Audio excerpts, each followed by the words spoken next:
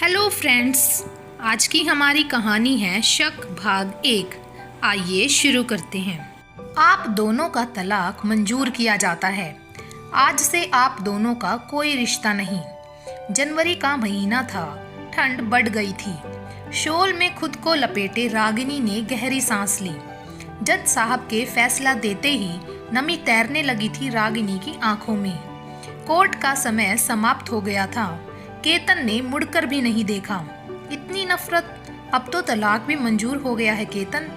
कम से कम प्यार भरे लम्हों को याद कर एक बार तो मुड़कर देख लेते। केतन ने तो मुड़कर नहीं देखा, पर केतन के दोस्त मीनू ने जाते जाते रागिनी से कहा, रागिनी बहुत बुरा लगा तुम्हारे लिए, पर केतन के लिए खुश हूँ। फाइनली उसको दिखावे की जिंदगी से मुक्ति मिल गई। मीनू के कटाक्ष पर रागिनी के आंसू गिरने ही वाले थे। घर चल बेटा, पापा की आवाज सुन आंसुओं को पी गई रागिनी। चलो पापा। पापा का हाथ पकड़कर घर की ओर चल रही रागिनी आज फिर पापा के सहारे की मोहताज हो गई थी। आज रागिनी को 2 साल पहले का पापा का खुशी से मुस्कुराता चेहरा याद आ रहा था। अरे नरेश जी, अपनी गाड़ी क्यों रोक दी? रागिनी की मां नीलम गाड़ी रुकते ही बोल पड़ी, सामने देखो नीलम, मिठाई की दुकान। आज इतना बड़ा खुशी का मौका है, मीठा खाना तो बनता है। पापा मुझे रसमलाई, रागिनी का छोटा भाई चिल्लाकर बोला। हाँ लाता हूँ, मेरी गुड़िया को क्या खाना है?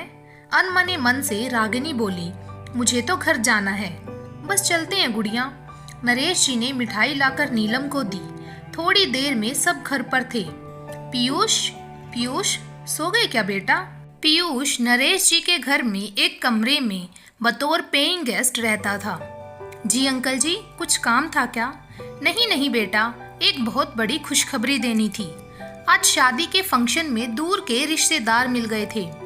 उन्हें अपने बेटे के लिए हमारी रागिनी पसंद आ गई। खुद सामने से आकर उन्होंने रागिनी का हाथ मांगा। हमारी बिटिया रानी है ही इतनी खूबसूरत। नीलम बीच में बोल पड़ी, बहुत अच्छे लोग हैं, दिल्ली में रहते हैं, रुपए पैसे की कोई कमी नहीं, लड़के का खुद का बिजनेस है, खानदानी रईस हैं वो लोग। रागिनी को देखते ही पसंद कर लिया। लो मिठाई खाओ। जी बहुत बहुत बधाई। पीयूष ने तिरछी नजर से रागिनी को देखा। रागिनी उठकर अंदर चली गई। रागिनी और पीयूष एक ही कॉलेज में पढ़ते थे। बैचलर होने के कारण घर ढूंढने में तकलीफ हो रही थी। नरेश जी ने एक कमरा किराए पर दे दिया था, पर अंकल रागिनी की पढ़ाई। अरे बेटा, अब क्या करेगी पढ़कर? इतने बड़े घर के इकलौते बेटे की बहू बनकर जाएगी, राज करेगी राज। अच्छा पीयूष सुनो, लड़के वाले कल आ रहे हैं, थोड़ी मदद करवा देना। सब कुछ सही रहा तो जल्द ही शादी भी कर देंगे। अंकल जी, मेरे ख्याल से रागिनी का ग्रेजुएशन पूरा तो हो जाने दीजिए। कल किसने देखा है? ऐसा मेरा सोचना है, फिर जैसा आपको उचित लगे, कहकर पीयूष अपने कमरे में चला गया। सुबह कॉलेज में पीयूष रागिनी से कहता है, रागिनी तुम रिश्ते से खुश हो? मेरी खुशी का क्या, पापा खुश हैं, पापा की खुशी में ही मेरी खुशी है। तुम्हारी खुशी का क्या? तुम इंग्लिश में पीएचडी करना चाहती थी ना, तुम्हें प्रोफेसर बनना था। तुम्हारे सपनों का क्या? छोड़ो ना पीयूष, कुछ और बातें करते हैं। मुझे मालूम है एक बार पापा ने जो ठान लिया वो करके ही रहते हैं। मेरे विरोध करने पर शादी तो नहीं होगी, पर साथ में पापा का दिल भी टूटेगा, जो मैं नहीं तोड़ सकती। तुम किस जमाने की लड़की हो यार? तुम अपनों की खुशी के लिए खुद को बर्बाद करने जा रही हो। मत करो ऐसा, कहीं बाद में पछताना ना पड़े। अब जो भी हो, पापा की हाँ में मेरी हाँ है। मैं मेरे माँ बाप की खुशियों को नहीं मार सकती। तो तुम चुपचाप बलि का बकरा बन जाओगी, और एक बार शादी हो गई तो क्या तुम अपने सपने को पूरा कर पाओगी? इस तरह अपने सपनों को मारना मुझे तो उचित नहीं लग रहा। ठीक है ना पीयूष, मेरी जिंदगी में यही लिखा है तो यही सही। किसी की जिंदगी में कुछ लिखकर नहीं आता रागिनी। हम लोग खुद को मजबूर करके अपनी जिंदगी में तकलीफें पैदा कर लेते हैं। अभी तुम्हारी उम्र ही क्या है, 20 साल? केतन तुमसे 5 साल बड़ा है। मेरे ख्याल में एक बार पापा से बात करना चाहिए तुम्हें। रागिनी कोई जवाब नहीं देती, चुपचाप उठकर चली जाती है। पीयूष अपनी क्लास में चला जाता है। वो समझ गया है कि रागिनी खुलकर विरोध करने वालों में से नहीं है। शाम ढलने लगी थी। आज परी लग रही है मेरी बिटिया रानी, किसी की नजर ना लग जाए। रागिनी को तैयार करते हुए नीलम रागिनी को काजल का टीका लगाते हुए बोली। लड़के वाले रागिनी को देखने आ गए थे। औपचारिक बातचीत के बाद रागिनी को केतन के संग छत पर भेज दिया गया। केतन से बात करने के बाद रागिनी भी प्रभावित हो गई थी। उसे भी पापा की पसंद आ गई थी। सब कुछ तय हो गया था। बधाई हो विशंबर जी। नरेश जी ने केतन के पापा को गले लगा लिया। 2 महीने बाद सगाई और 4 महीने बाद शादी। नरेश जी खुशी से झूम उठे। मेरी बिटिया बस कुछ दिन की मेहमान है। भावुक होकर उन्होंने रागिनी को गले लगा लिया। अरे बेटा, कल से घर पर रह। वैसे भी तेरी पढ़ाई तो छूटने वाली है। माँ के साथ घर के कामकाज से काम आएंगे। एक पुराने विचारों वाले पिता की तरह हिदायत दे रहे थे नरेश जी। घर में शादी की तैयारियां होने लगी थी। पीयूष बेटा, कुछ दिनों के लिए अपने रहने की कहीं व्यवस्था कर लो। मेहमानों के लिए कमरे की जरूरत पड़ेगी, इसीलिए तुम्हें कमरा खाली करना पड़ेगा। पीयूष चुपचाप सिर हिला देता है। जाते जाते पीयूष रागिनी से, रागिनी, मेरी बात पर एक बार और गौर कर लो। ये सब इतनी जल्दी सही नहीं है। ऐसे पढ़ाई छोड़कर कोई शादी करता है क्या? तुम्हारे सामने तुम्हारी पूरी जिंदगी पड़ी है। कल किसी ने नहीं देखा तो क्या करूं? पापा का सपना तोड़ दूं? रागिनी आंखों में आंसू भरकर जवाब देती है तो पीयूष वहां से चला जाता है। पीयूष ने रागिनी को समझाने का भरसक प्रयास किया, पर रागिनी भी पापा की बातों से सहमत हो चुकी थी। नरेश जी का रागिनी की शादी का सपना पूरा हो गया। बेटी खुशी खुशी विदा हो गई। पीयूष हतप्रभ रह गया। कैसे पिता की इच्छा का मान रखने के लिए रागिनी ने पढ़ाई का सपना तोड़ दिया। रागिनी ने जितना केतन को समझा था, केतन उससे भी कहीं अच्छा पति साबित हुआ। खुशी खुशी दिन बीतने लगे। रागिनी को अब पापा का निर्णय सही लगने लगा था। एक दिन कुछ ऐसा हुआ, उसके बाद से रागिनी की जिंदगी बदलने लगी। एक दिन सुबह नाश्ते के वक्त रागिनी, केतन और माँ नाश्ता कर रहे थे। उसी समय केतन की पुरानी दोस्त मीनू उससे मिलने आती है। Hi Ketan. Oh my God Meenu, यार कहाँ चली गई थी? इतने दिनों से कोई खबर नहीं। केतन ने दौड़कर मीनू को गले लगा लिया। सच बता नहीं सकता, आज दुनिया भर की खुशी मिल गई। मीनू और केतन बातों में इतने मगन हो गए कि उन्हें रागिनी का ध्यान नहीं रहा। रागिनी को केतन का मीनू को गले लगाना अच्छा नहीं लगा था। केतन की माँ रागिनी के हाव भाव देखकर केतन को टोकती है। केतन, बातों में ही लगे रहोगे, मीनू को रागिनी से नहीं मिलवाओगे? रागिनी? मीनू ने पूछा। अरे मैं बातों में भूल गया। मीनू, यह रागिनी, मेरी वाइफ और मेरी लाइफ। यह सुनकर रागिनी खुश हो गई, पर मीनू थोड़ा बुझ सी गई। वाइफ? तूने शादी कर ली केतन? मेरा इंतजार भी नहीं किया। मीनू ने रागिनी को दुखी करने के उद्देश्य से यह बात कही, जिसे रागिनी समझ गई, पर केतन नहीं समझा। क्यों करता तेरा इंतजार?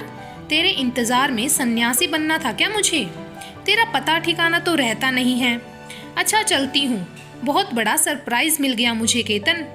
मुझे लगा था तुम मुझे याद करते होंगे, पर यहाँ तो उल्टा हो गया। मीनू वहाँ से चली जाती है। माँ, ये लड़की भी अजीब है, कब क्या कहती है और क्यों समझना मुश्किल है। रागिनी बेटा चाय पिला दो। जी माँ जी, अभी लाई। रागिनी के जाते ही गायत्री जी केतन से बोली, तुझे नहीं समझ आया पर मैं अच्छे से समझ गई। अब तुम शादीशुदा हो, मीनू से दूर रहने में तुम्हारी भलाई है। माँ, मैं आपका आशय नहीं समझा। तब तक रागिनी चाय बना लाई थी। माँ जी चाय। केतन आप भी ले लो। नहीं, अब मुझे निकलना है, वैसे भी बहुत देर हो चुकी है। बाय माँ, बाय रागिनी। केतन चला गया। अब तो मीनू का रोज किसी न किसी बहाने घर पर आना जाना शुरू हो गया। उसका बात बात पर केतन से लिपटना रागिनी को बिल्कुल पसंद नहीं आता था। अरे केतन, सुनो केतन, आज शाम मैंने तुम्हारी शादी की खुशी में अपने घर पर पार्टी रखी है। तुम रागिनी को लेकर आओगे तो मुझे अच्छा लगेगा। पार्टी? अरे यार, पार्टी किस लिए? अब तो शादी को 1 साल हो गया है। Thank you so much my dear, तूने मेरे बारे में इतना सोचा, पर ये पार्टी तो तू रहने दे। अरे यार, मुझे अभी तक मौका ही कहाँ मिला है कि मैं रागिनी को करीब से जान सकूं। पार्टी के बहाने हम एक दूसरे को अच्छे से जान तो लेंगे। केतन देख, मना मत करना यार, मैंने अपने पुराने दोस्तों को भी बुलाया है। एक बार फिर कॉलेज के दिनों को याद कर धमाल मचाएंगे। ठीक है बाबा, जैसा तू कहे। केतन से मंजूरी मिलते ही खुशी से झूम उठी मीनू। ओ थैंक्स केतन, इतना कहकर मीनू केतन के गले से लग गई। शाम को पार्टी में जाना है रागिनी, वहाँ मेरे कॉलेज के सभी दोस्त आएंगे, विजय, साक्षी, विशाल, निया, तान्या वगैरह। देखो रागिनी, मेरे किसी दोस्त को नहीं पता तुम ग्रेजुएट नहीं हो। मैंने सबको बता रखा है तुम पोस्ट ग्रेजुएट हो। रागिनी केतन के मुंह से ये सुनकर दंग रह गई। केतन, आप मेरे बारे में सबको झूठ बोलते हो, पर क्यों? मेरी पढ़ाई तो आप लोगों के कारण ही छूटी है। अरे यार, थोड़ा बहुत तो झूठ बोलना पड़ता है, तो तुम भी बोल देना।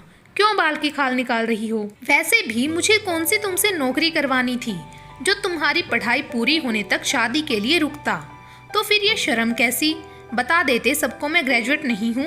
अब रागिनी भी चिढ़ गई। केतन खींचकर बोला, कर देना अनपढ़ गवारों वाली बात। कहा था पापा से पढ़ी लिखी लड़की से शादी करूंगा, पर माँ पापा तो पागल हो गए थे तुम्हें देखकर। और तुम? केतन, तुम्हारी बातों से कभी नहीं लगा कि तुम इस रिश्ते से सहमत नहीं थे। हाँ, पर अब जब से मीनू आई है तब से असहमत लगते हो। रागिनी, केतन गुस्से में चिल्लाया। रागिनी की आंखों से आंसू गिरने लगे। शादी को 1 साल होने आया था। इतने दिनों में रागिनी को याद नहीं कभी केतन ने उससे जोर से बोला भी हो। रागिनी रोते हुए बेडरूम में चली गई। गायत्री केतन और रागिनी का झगड़ा देखकर दुखी हो गई। केतन, आया माँ? जी माँ। बेटा, अब समझ आया क्यों मीनू से दूर रहने के लिए कहा था? माँ, आप भी मीनू को गलत समझ रही हो।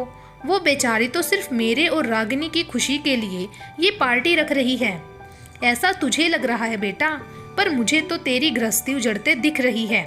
यह क्यों भूलते हो, रागिनी तुम्हें एक नज़र में भा गई थी और तुमने ही उसे नहीं पढ़ने दिया था। तुम्हारे पापा तो रागिनी के ग्रेजुएट होने तक 2 साल रुकने वाले थे, पर तुमने ही कहा ना कौन सी नौकरी करानी है। फिर अब अचानक क्या हुआ? माँ, आप ना बेवजह ही मुझ पर गुस्सा कर रही हो। क्या गलत कहा मैंने? यही ना, वहाँ कोई एजुकेशन के बारे में पूछे तो खुद को ग्रेजुएट बताना। माँ, आप ही बताओ, कैसा लगेगा जब सबको पता चलेगा रागिनी 12वीं पास है? मुझे रागिनी की पढ़ाई से कोई परेशानी नहीं है, पर कोई उस पर या मुझ पर हंसे वो मुझे पसंद नहीं। विजय की वाइफ CEO है, विशाल की वाइफ डॉक्टर है, तान्या, निया इंजीनियर है, मीनू तो सबसे ऊपर, उसने तो 3 जिम खोल रखे हैं। अब आप बताओ क्या गलत कहा मैंने? ठीक है ना बेटा, इससे अच्छा तू अकेला चला जा। कोई पूछे तो कह देना मेरी तबीयत खराब हो गई थी, रागिनी को मेरे पास रुकना पड़ा। मुझे उस मीनू पर बिल्कुल भरोसा नहीं है। मेरी बहू मेरे लिए दुनिया की सबसे अच्छी बहू है, बस उसे परेशान मत कर। जैसी आपकी मर्जी। केतन अकेले ही पार्टी में शामिल होने के लिए निकल गया। ये देख रागिनी और दुखी हो गई। केतन, तुम बदल गए हो। अभी तक तुम मुझे छोड़कर कहीं नहीं जाते थे, जहाँ जाते मुझे ले जाते। तब तो तुम्हें शर्म नहीं लगी। मीनू के आते ही अचानक ऐसा क्या हुआ जो तुम्हें मुझसे और मेरी पढ़ाई से प्रॉब्लम होने लगी? रोते रोते आंखें सूज गई रागिनी की। पार्टी में केतन को अकेले आते देख मीनू थोड़ी उदास हो गई। केतन, तुम अकेले? रागिनी कहाँ है? मैंने तो ये पार्टी तुम्हारे और रागिनी के लिए रखी थी। माँ की थोड़ी तबीयत खराब हो गई थी, इसके लिए रागिनी को रुकना पड़ा। क्यों, मेरे आने से खुशी नहीं हुई क्या? अरे नहीं नहीं केतन, तुम भी कैसी बात करते हो। हाँ, रागिनी आती तो और ज़्यादा खुशी होती। मीनू, तुम कितनी अच्छी हो, कितना सोचती हो मेरे बारे में, मेरी खुशी के बारे में। Thank you so much dear. Meenu Ketan से गले मिलते हुए, लव यू डियर, तुम तो मेरे बहुत अच्छे दोस्त हो। तुम्हारी खुशी के लिए तो मैं कुछ भी कर सकती हूँ। पार्टी शुरू हो जाती है। सभी बहुत इंजॉय कर रहे थे। डीजे की धुन पर सब थिरक रहे थे। सबको भूख लगाई थी। डिनर का समय भी हो गया था। मीनू केतन के लिए और अपने लिए जूस लेकर आती है, जिसे पीने के बाद केतन का सिर भारी हो गया था। क्या हुआ केतन, तुम ठीक हो? हाँ, बस थोड़ा सर दर्द करने लगा। शायद बहुत दिनों बाद ये नाच गाना मस्ती की तो थोड़ी थकान हो गई होगी बस। मीनू ने विशाल को इशारा किया। यार केतन, विशाल बोला, हम तो बड़े मन से पार्टी में आए थे, ये सोचकर कि रागिनी भाभी से मिलेंगे तूने उन्हें साथ ना लाकर सब मजा खराब कर दिया। और बता भाभी क्या करती है? कुछ नहीं, हाउसवाइफ है। माँ पापा की देख रेख के लिए उसने जॉब छोड़ दी। तभी विजय बोलता है, क्या कहते हो सब, हम भाभी से मिलने अभी घर चलें? क्यों केतन, मिलवाओगे हमें? सॉरी यार, रात बहुत हो गई है। और ये क्या भाभी जी लगा रखा है यार, छोटी है तुम लोगों से। रागिनी बोलो बस। छोटी? तू तो ऐसे कह रहा है जैसे कोई बच्ची हो। वैसे कितनी साल की होगी रागिनी? विजय ने पूछा। अरे विजय, सीधी सी बात है, केतन 26 का, तो वो भी सेम एज की ही होगी ना। केतन? मीनू बोली। केतन को नशा सा चढ़ गया था। नहीं यार, बहुत छोटी है वो मुझसे, अभी 21 साल की है। क्या 21? तो पढ़ाई कैसे पूरी हो चुकी है रागिनी की? और जॉब कहाँ, और कौन सा जॉब? यार सीधे सीधे बोलना, रागिनी पढ़ी नहीं है। विजय बस भी करो, इतनी जल्दी शादी हो गई तो भला कैसे पढ़ पाई होगी रागिनी? तुम लोग केतन की शादी की पार्टी में आए हो तो एंजॉय करो, मीनू बोली। केतन की क्या गलती, घर वालों को रागिनी पसंद आई तो हो गई शादी। केतन तुम इन सब बातों पर ध्यान मत देना, रागिनी अनपढ़ नहीं है, बस कम पढ़ी लिखी है। हमारे बीच कंफर्टेबल फील नहीं करती, इसीलिए नहीं आई है। मैं सही कह रही हूँ ना केतन? तुम सही कह रही हो मीनू। केतन को नशा हुआ था, पर इतना भी नहीं कि वो विशाल और विजय के कमेंट्स ना समझ पाए। विजय की बातों पे सबको हंसता देखकर चिढ़ गया केतन। तुम लोगों ने यहाँ मेरी हंसी उड़ाने के लिए बुलाया था क्या? मैं घर जा रहा हूँ। अरे भाई, नाराज हो गए? पहले ही सच बता देना था ना। हमें क्या प्रॉब्लम थी, तेरी वाइफ पढ़ी लिखी हो या अनपढ़ हो? बस करो विजय, निकल जाओ तुम सब मेरे घर से अभी इसी वक्त। मीनू विजय को आंख मारते हुए बोली। केतन मुझे माफ कर देना यार, सही में नहीं पता था ये लोग रागिनी को लेकर तेरा मजाक बनाएंगे। छोड़ मीनू, तेरे अलावा मुझे कोई नहीं समझता है। मैंने तो तुझे रागिनी के बारे में सब सच बता दिया था, फिर भी तू रागिनी की तारीफ करती रही। वो बात अब छोड़ दो केतन। दुख तो मुझे इस बात का है कि तुझे जैसा लाइफ पार्टनर चाहिए था वैसा मिला नहीं। खैर छोड़ो, कोई फायदा नहीं है अब इन बातों का। चल केतन, तुम्हें घर छोड़ दूं। मीनू को केतन ने सारी बात बता दी थी। मीनू को मौका मिल गया था रागिनी को केतन की नजरों में गिराने का। 1 बज रहा था। रागिनी केतन के लिए जाग रही थी। गाड़ी की आवाज सुनकर बालकनी में देखने आई। मीनू और केतन गाड़ी के पास खड़े बातें कर रहे थे। अच्छा चलता हूँ, तुम जाओ, बहुत रात हो गई। मीनू ने रागिनी को देख लिया। उसने केतन के पैर में अपना पैर टकरा दिया। केतन लड़खड़ाकर गिरने लगा तो लपक कर संभाल लिया। इससे केतन और मीनू बेहद करीब हो गए। यह देखकर तो रागिनी के होश उड़ गए। मीनू के जाने के बाद केतन चुपचाप कमरे में चला आया। रागिनी कुछ कहती उससे पहले ही, लाइट बंद करो रागिनी, मुझे नींद आ रही है। केतन रागिनी को देखे बिना करवट लेकर सो गया। रागिनी को बार बार केतन और मीनू का मिलना इतना अखर गया था। सुबह उठते ही रागिनी और केतन में रात की बात को लेकर कहासुनी शुरू हो गई। मैं कह रहा हूँ रागिनी, चुप हो जाओ। मीनू के बारे में मैं कुछ नहीं सुनना चाहता। क्यों चुप हो जाऊं? आप रात में पार्टी करने गए थे, क्या आप अकेले नहीं आ सकते थे? मीनू के साथ आए, इतनी रात में गले मिल रहे थे उसके साथ, क्या पार्टी में गले नहीं मिल पाए थे? रागिनी, तुम्हारे जैसी अनपढ़ गवार लोग ही ऐसी बातें करते हैं। मीनू को देखो कितना सोचती है तुम्हारे बारे में। वहाँ सब तुम्हारे एजुकेशन को लेकर बातें कर रहे थे। एक मीनू थी जो तुम्हारे लिए सबसे झगड़ा कर गई, और एक तुम उसके बारे में इतना उल्टा सीधा बोल रही हो। वैसे तुमसे उम्मीद ही क्या की जा सकती है? उम्मीद तो अब मेरी टूटने लगी है केतन। जब से मीनू हमारी जिंदगी में आई है, तुम्हें हर वक्त मीनू की बातें याद रहती हैं। तुम जो कभी मुझसे ऊंची आवाज में नहीं बोलते थे। 1 साल हंसी खुशी में बीता। मीनू के आते ही 3 महीने में तुम्हारा प्यार गायब हो गया। रो पड़ी रागिनी, मुझसे क्या भूल हो गई? जो कुछ हुआ सब में तुम शामिल थे केतन। रागिनी को रोते देख केतन थोड़ा नरम होकर बोला, कुछ भी नहीं बदला है रागिनी, बस तुम गलत देख रही हो। आज की कहानी यहीं पर समाप्त करते हैं। बाकी की कहानी आपको मिलेगी भाग नंबर 2 में। तब तक के लिए मेरे चैनल ढेर सारी कहानियां के साथ बने रहें और ऐसे ही प्यार बनाए रखें। Thank you.